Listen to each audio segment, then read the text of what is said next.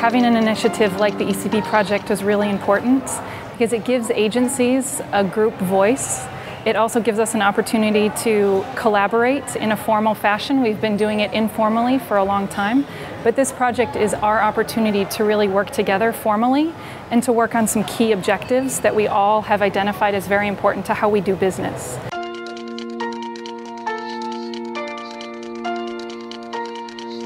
Why the accountability is important? Because during emergency response, somehow the participation is very difficult. They did not accountable. They did not very difficult to reach the target group. They did not included of the target group in the mechanism. They did not put in the decision making, and we have been training of good enough guide. We use it. We are also did a guideline of accountability in disaster management.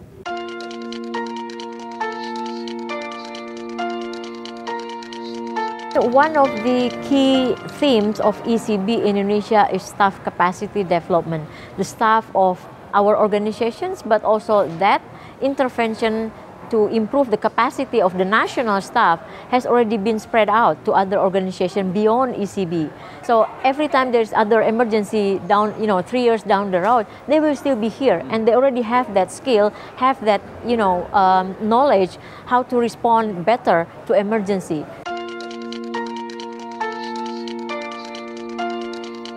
Disaster risk reduction is a cross-cutting approach, so it's far-reaching, and there's a real need for the key stakeholders to sort of be able to understand the essentials of what it involves, and see it not as a separate sector, but as something which enhances all types of programs that we do. And this should lead to greater sustainability of interventions and basically support the well-being of the people, of the beneficiaries that are supported by our partners.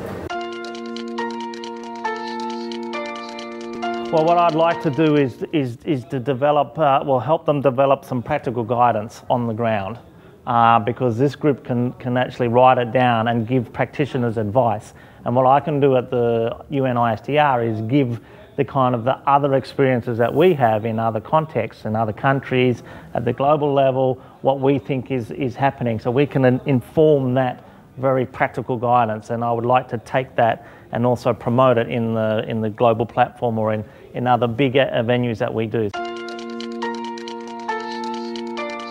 One of the challenges working with consortium, because the consortium consists of many organizations with different background, different vision and mission, and that sometimes make us a little bit difficult to make decision because the different interests. However, what make us work well together, because at the end we know that our goal is to help the people who are affected by disaster.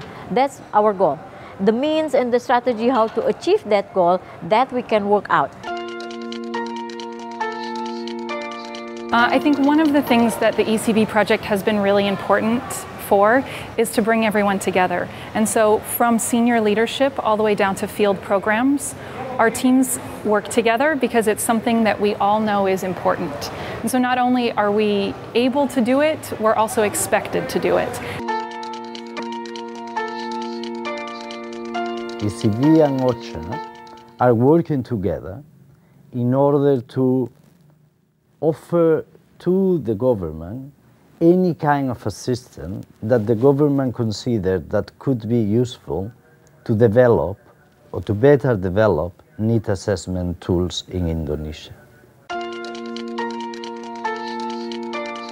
In chaotic situation, of course, government also have so many things to do, and our headaches is to coordinate these NGOs, local as well as international NGOs. If one or two people come to government and bring the idea of all NGOs as one, all together, I think it might be very helpful to government to understand what the NGOs will do.